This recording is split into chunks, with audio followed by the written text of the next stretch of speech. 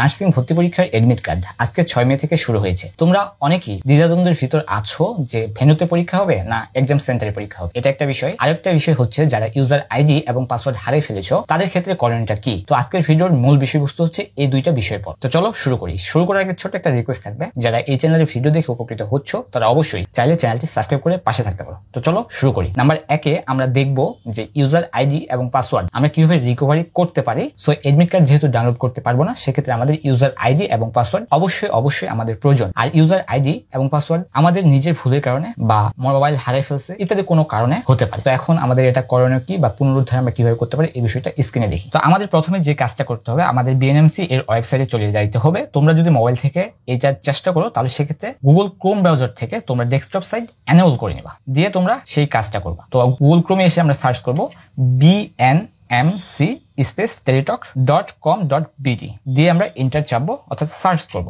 Search করলে আমাদের ঠিক এরকম ইন্টারফেস আসবে, অর্থাৎ সরাসরি আমাদের সেই ওয়েবসাইট নিয়ে চলে আসবে। রিকভারি ইউজার আইডি এবং রিকভারি পাসওয়ার্ড কিন্তু দেওয়া আছে। যদি তোমাদের রিকভারি ইউজার আইডি প্রয়োজন হয় সেক্ষেত্রে আমরা এখানে ক্লিক করব।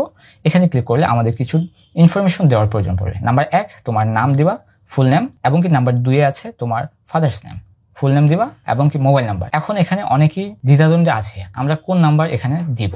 তোমরা যে নাম্বার দিয়ে তোমরা আবেদন করছিলা ওই নাম্বারটা এখানে বসাবা। ঠিক কিরকম যে আবেদন করার সময় কিন্তু তোমরা যদি দোকান থেকে আবেদন করো সেক্ষেত্রে তোমার কিন্তু তোমার নাম্বারটা চেয়েছিল বা তুমি ওখানে বসাইছিলা সেই নাম্বারটা এখানে দিবা। যে নাম্বারে টাকা পেমেন্ট করছিলা সেই নাম্বার কিন্তু এখানে না। যেটা নাম্বার তোমার দিয়েছিল, এক কথায় যে নাম্বার তোমার অ্যাপ্লিকেশন করার সময় দিয়েছিল সেই নাম্বারটা এখানে বসাবা, দিয়ে সাবমিট অপশনে ক্লিক করবা, দিয়ে তোমার ইউজার আইডি তুমি পেয়ে যাবা। ইউজার আইডি পেয়ে যাবা। এখন যদি তোমাদের পাসওয়ার্ড হারিয়ে ফেলো সেক্ষেত্রে তোমার করণীয় কি? সেক্ষেত্রে আমরা এই যে রিকভারি পাসওয়ার্ড এখানে ক্লিক করব। এখানে ক্লিক করলে আমাদের ইউজার আইডি এবং মোবাইল নাম্বার দেওয়ার প্রয়োজন পড়বে। তো অবশ্যই আমাদের ইউজার আইডি সঠিকভাবে প্রেরণ করার পর এবং কি মোবাইল নাম্বার, ওই যে বললাম যে তোমরা যেই মোবাইল নাম্বারে অ্যাপ্লিকেশন করেছিলা সেই মোবাইল নাম্বারটা এখানে দিবা, দিয়ে সাবমিট অপশন ক্লিক করলে তোমার রিকভারি পাসওয়ার্ড তুমি পেয়ে যাবা। আমরা ইউজার আইডি পেলাম এবং পাসওয়ার্ড পেলাম। এখন আমাদের করণীয় হচ্ছে এডমিট কার্ড ডাউনলোড করার পালা। তো এডমিট কার্ড আমরা কিভাবে ডাউনলোড করবো? এই যে এডমিট কার্ড এখানে ক্লিক করলে আমাদের অবশ্যই এডমিট কার্ড কালার প্রিন্ট করতে হবে, এখানে ইউজার আইডি এবং পাসওয়ার্ড দিতে হবে। তো এটা গেল তোমাদের রিকভারি ইউজার আইডি এবং পাসওয়ার্ডের ক্ষেত্রে। তো এখন কথা হচ্ছে আমরা যারা পরীক্ষা দিব, অর্থাৎ এডমিট কার্ড ডাউনলোড করে ফেললাম, এখন আমরা দ্বিধাদ্বন্দ্বের ভিতরে আছি আমাদের ভেন্যুতে পরীক্ষা হবে না আমাদের এক্সাম সেন্টারে পরীক্ষা হবে, এই বিষয়টা একটু দেখি। তো এখন বিষয় হচ্ছে আমাদের এক্সাম সেন্টারে পরীক্ষা হবে না ভেন্যুতে পরীক্ষা হবে। তার আগে আমাদের জানতে হবে ভেন্যু জিনিসটা কি।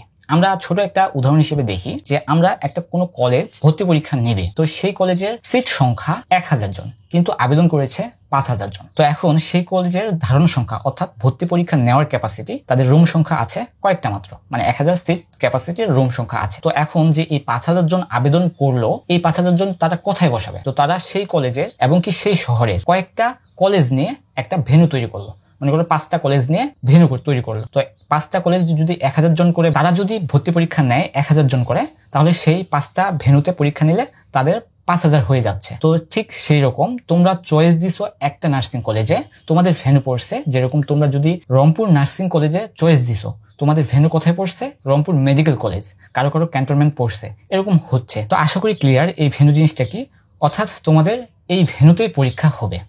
আশা করি কি বিষয়টা ক্লিয়ার। তো যাক, সবার জন্য শুভকামনা। অবশ্যই ইউজার আইডি এবং পাসওয়ার্ড ভালো করে সংরক্ষণ করে রেখে দিবা এবং কি এডমিট কার্ড ভালো করে সংরক্ষণ করে রেখে দিবা পরবর্তী তোমার একাডেমিক কার্যক্রমের জন্য। তো দেখা হচ্ছে নতুন কোনো আপডেট ইনফরমেশন আপডেট কোনো ভিডিওর সাথে। সেও ভালো থাকবা। আসসালামু আলাইকুম।